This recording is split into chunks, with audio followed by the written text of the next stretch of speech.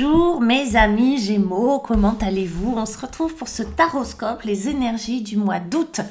J'espère que tout va bien pour vous, que vous êtes en pleine forme. On va regarder vos énergies du mois d'août avec le tarot mystique et l'oracle des rêves. Et je vais tirer un arcane majeur du tarot de Marseille pour sentir un petit peu les énergies extérieures qui peuvent vous influencer, vous aider, comme vous mettre des bâtons dans les roues. On va voir ça. Pas d'extension sur ce mois d'août. Je l'ai déjà dit au mois de juillet. Pas le temps d'avoir fait des extensions. Normalement, je reprends ça en septembre si tout va bien. Voilà mes amis. Allez, on va commencer par le tarot de Marseille. Pour ceux et celles qui veulent une consultation avec moi, en visio, par téléphone ou en cabinet, vous avez en bas de la vidéo mon site internet où vous avez les tarifs, etc. Vous avez mon email, vous avez les réseaux sociaux sur lesquels vous pouvez vous abonner et puis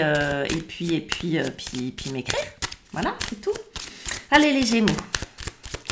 Les Gémeaux, quel va être pour vous les 12 arcanes, l'influence extérieure? Il y a pire, dites-moi, le pape. Le pape va être avec vous, il va vous bénir comme ça tout le mois d'août, on va regarder ça.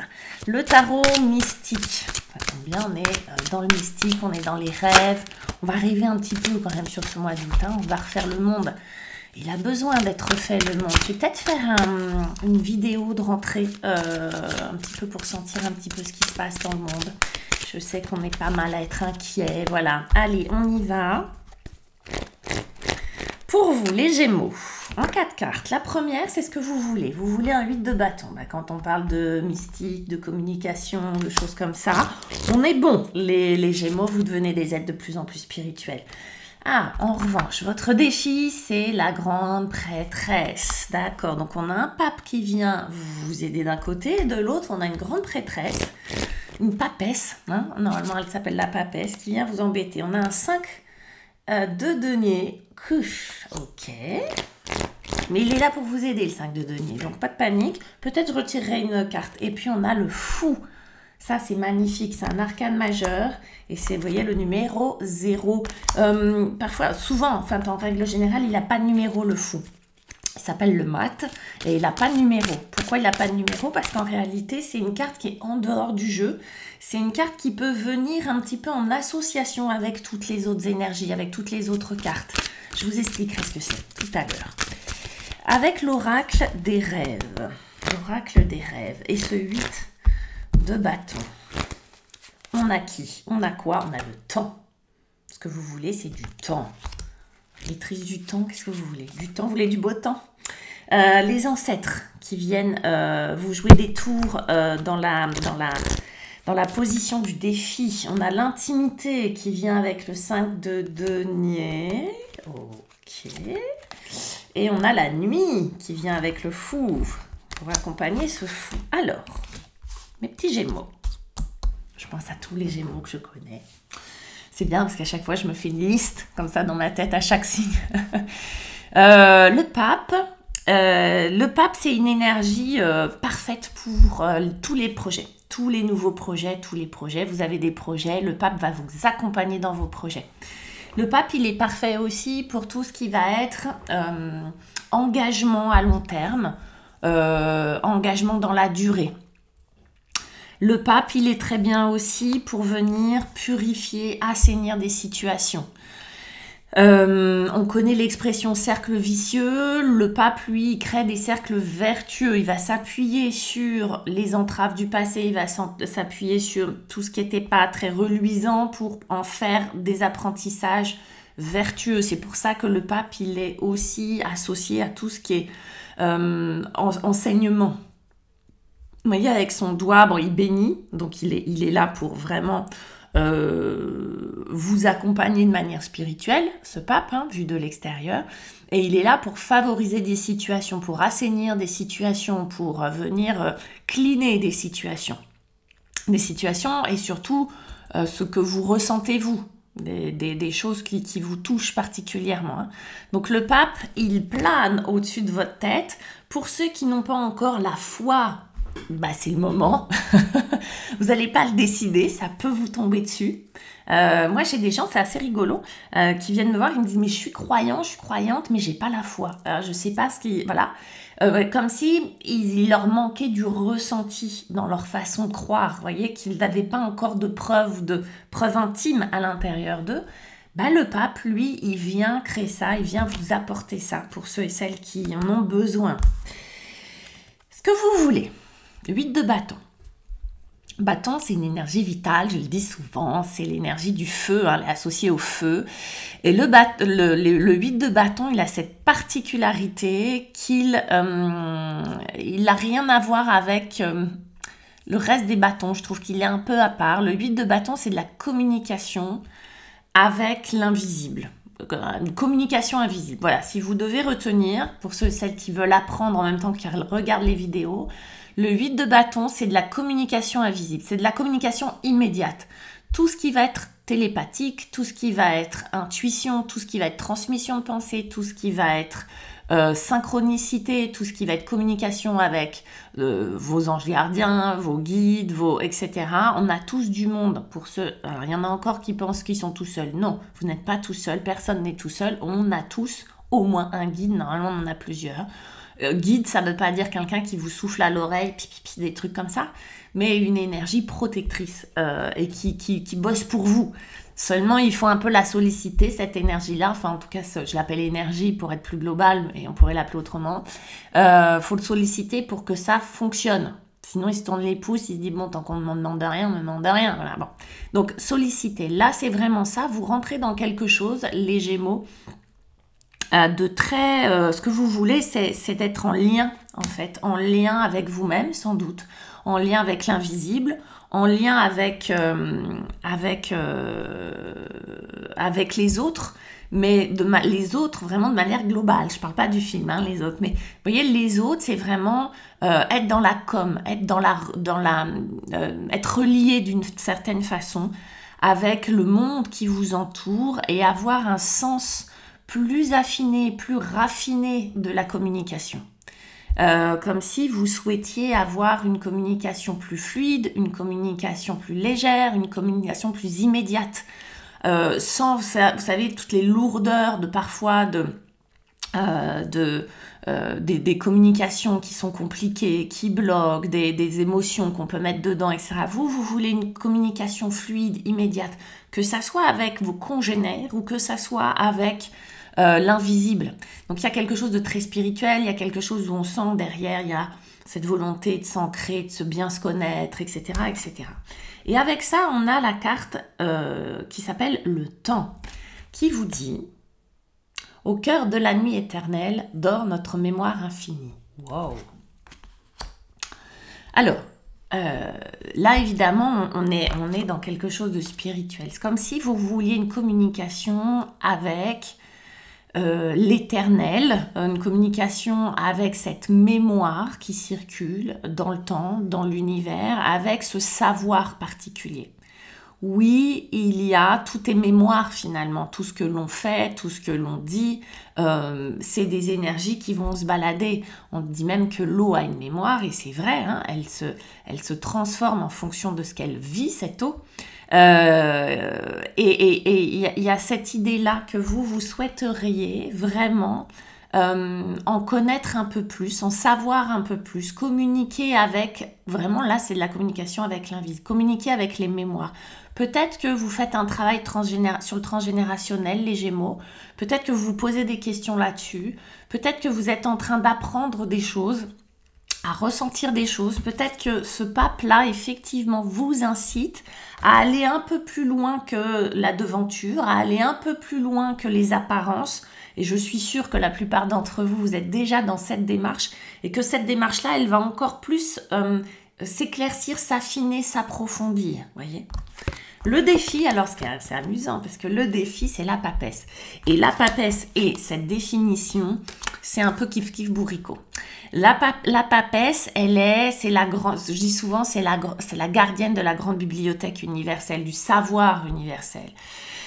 Oui, il y a, là on part du principe qu'il y a une grande mémoire collective, qu'il y a aussi des mémoires personnelles, que rien ne disparaît vraiment, mais qu'effectivement dans notre monde fait de matière, on pourrait être très vite limité à ça.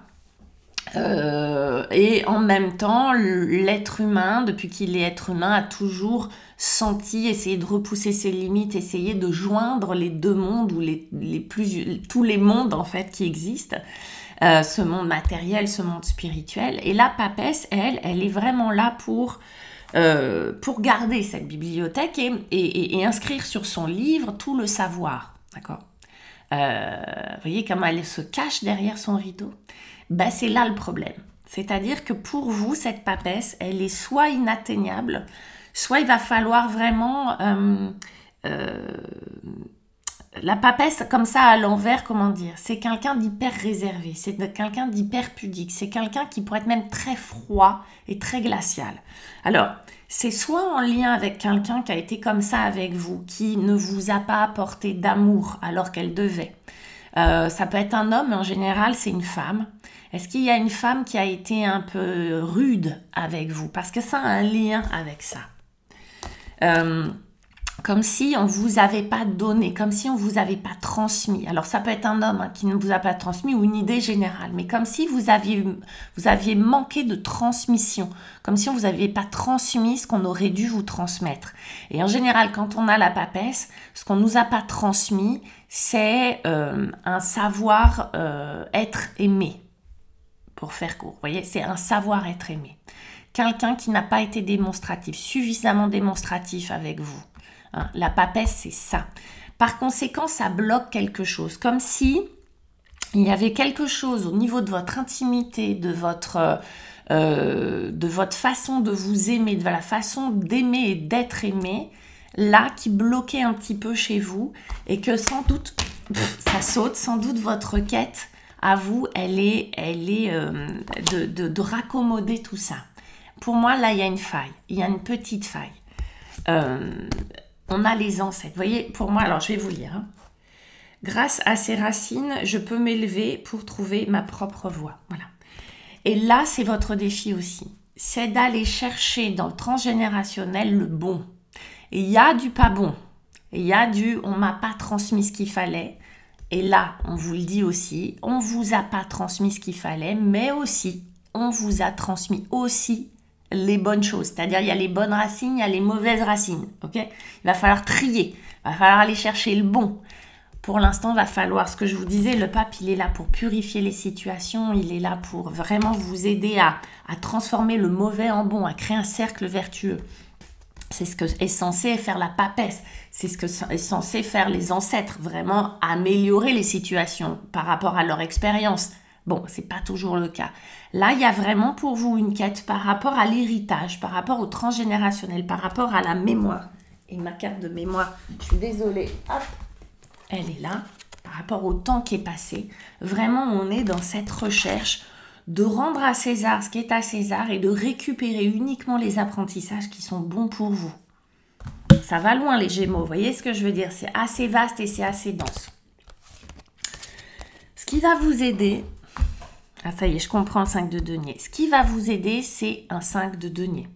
Ce qui va vous aider, c'est de voir objectivement tout ce que vous avez et tout ce que vous n'avez pas. Le 5 de denier, c'est de la perte, c'est du dépouillement. Le 5 de denier, ça va peut-être être laisser de côté tout ce qui est usé, fané, tout ce que vous vouliez mais qui n'est pas pour vous. Vous voyez, comme si vous aviez un travail presque de constater, ok, j'ai pas reçu ou ok, j'ai perdu, mais peut-être que c'était la bonne chose. Vous voyez ? Là, il y a un travail de regarder les choses en face, déjà, parce que le 5 de denier, ben, on ne peut pas faire autrement. Ok, j'ai pas eu ça, j'ai pas eu ça, j'ai perdu ci, j'ai perdu ça. D'accord. De le constater, de l'assimiler, de l'accepter. J'ai pas eu, et j'aurai jamais ça. Il y a un travail d'acceptation autour du 5 de denier. Le denier, c'est de la matière, hein, c'est du... Voilà. Donc ça peut être, j'ai perdu ça peut être des relations, hein, d'accord, c'est pas forcément du sentimental, mais dans la matière, j'ai perdu quelque chose. Ça peut être de l'argent, ça peut être quelque chose physiquement, etc. J'ai perdu dans la matière. C'est un travail d'acceptation, il y a un travail de dépouillement, du coup de laisser partir, de lâcher, ce qu'on appelle le lâcher prise. Regardez, ok, bah j'ai plus ça. Il y a rien à faire d'autre que d'accepter. C'est ce travail-là. En fait, c'est le pape, il va vous aider à faire ça. Il va vous aider à accepter. L'intimité, alors on va aller voir un petit peu vers l'épanouissement complet de mon être. Ça va vous aider à vous accomplir. Peut-être que les Gémeaux, vous attendiez quelque chose de l'extérieur. Vous étiez comme ce petit enfant abandonné, perdu. On m'a retiré ça, on m'a retiré quelque chose, on m'a amputé de quelque chose. Je l'accepte. Ça va me permettre de me relier à moi-même. C'est-à-dire, ça va me permettre de ne plus attendre de l'autre quelque chose qui me manquait. Là, on va parler vraiment de manque. Hein. On va accepter ce manque, on va le regarder en face, et puis après, on va être dans une démarche beaucoup plus donc spirituelle, de dire, ok, qu'est-ce qui me manque? Est-ce que ça, je ne peux pas me l'accorder? C'est pas normal de pas être entier. Vous voyez, c'est là où on est bancal. On fait ce qu'on peut, mais voilà. Là, c'est un accomplissement vers ces deux moitiés. Vous voyez, ces deux moitiés, cette intimité, ça s'appelle l'intimité, mais c'est le masculin, le féminin. Vous pouvez mettre d'autres métaphores là-dessus. Mais c'est se sentir individu, c'est-à-dire indivisible, se sentir entier, complet. D'accepter la perte vous permet de laisser partir et surtout de laisser partir les attentes vis-à-vis de l'extérieur pour mieux être avec vous-même. Là, on peut parler de plein de choses. Mais évidemment que de manière sous-jacente, on parle d'émotions. Hein, d'accord ? Et puis, forcément, quand on accepte les choses, quand on fait les deuils, quand on fait...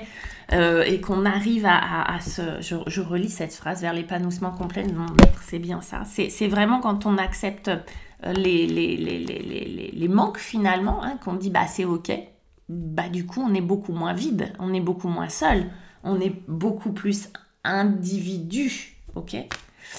Et ben on est plus libre, parce que le fou c'est ça. Le fou c'est...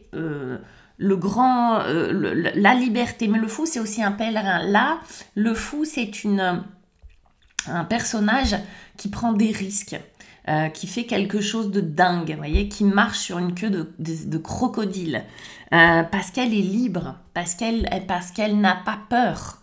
Le pèlerin n'a pas peur. Là, le pèlerin, enfin le fou, n'a pas peur. Il n'a pas peur, pas parce qu'il est complètement barré, il n'a pas peur parce qu'il a la foi, encore une fois. La foi, encore une fois. Il a la foi. Il sait que l'univers, donc ce qui nous entoure de manière invisible, va pourvoir. Il a une espèce de confiance. Il a cette humilité. Elle fait pas ça pour crâner, hein, d'accord ? Le fou a ce truc, cette humilité de dire, de toute façon, je suis pas grand-chose. De toute façon, on est tous un peu foireux sur cette terre.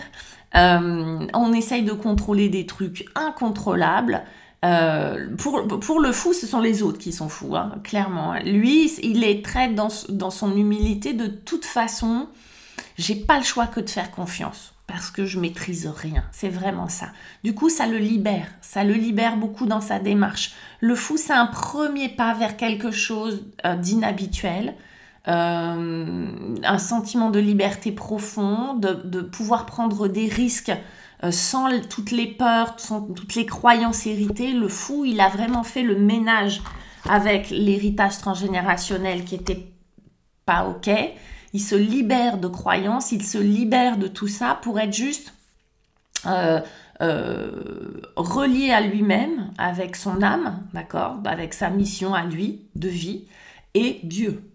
Entre, il n'y a rien. Okay, du coup, il est connecté. Et peu importe s'il lui arrive des mésaventures, c'est quelqu'un qui dit « Ok, il y a quelque chose à apprendre de ce truc-là. » C'est pas « J'ai confiance. » J'ai confiance. C'est un processus. Okay, le fou, il a confiance dans un processus. Là, cette femme, elle a confiance. Elle se dit « Ok, il va pas me bouffer le croco. » C'est un drôle de croco. Hein, il y a quand même des... Ok, et avec ça, on a la nuit. Et je vous lis ce qui est écrit. La connaissance du caché éclaire ce qui a besoin d'être révélé. La connaissance du caché éclaire ce qui a besoin d'être révélé. C'est comme si vous aviez des prises de conscience, que vous mettiez de la lumière sur tout ça, sur les ancêtres, l'héritage, les transmissions, les croyances. Et que par conséquent, comme vous y mettez de la lumière, vous éclairez votre chemin d'une autre manière.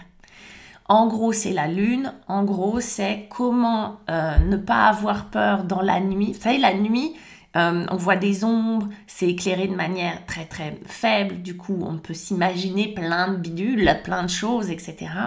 Et là, c'est comme si avec votre petite lampe, vous remettiez de la lumière dans la nuit autour de vous et que vous aperceviez qu'il y a un monde merveilleux, qu'il y a un monde que même que vous ne connaissiez pas, qu'il y a des ressources que vous n'imaginiez pas. C'est très très beau.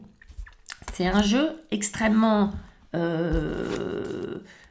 spirituel, comme si vous alliez au fond des choses, les Gémeaux, sur ce mois d'août. Peut-être parce que vous êtes en vacances, que vous avez le temps, qu'il y a une espèce de disponibilité et surtout, voilà, ce personnage qui vous accompagne. C'est très très beau, les Gémeaux. Il y a beaucoup de douceur dans ce jeu. Laissez-moi vos commentaires, vos pouces, partagez cette vidéo, dites-moi ce que vous en pensez. Moi, je vous embrasse et je vous dis à la rentrée. Ciao, ciao.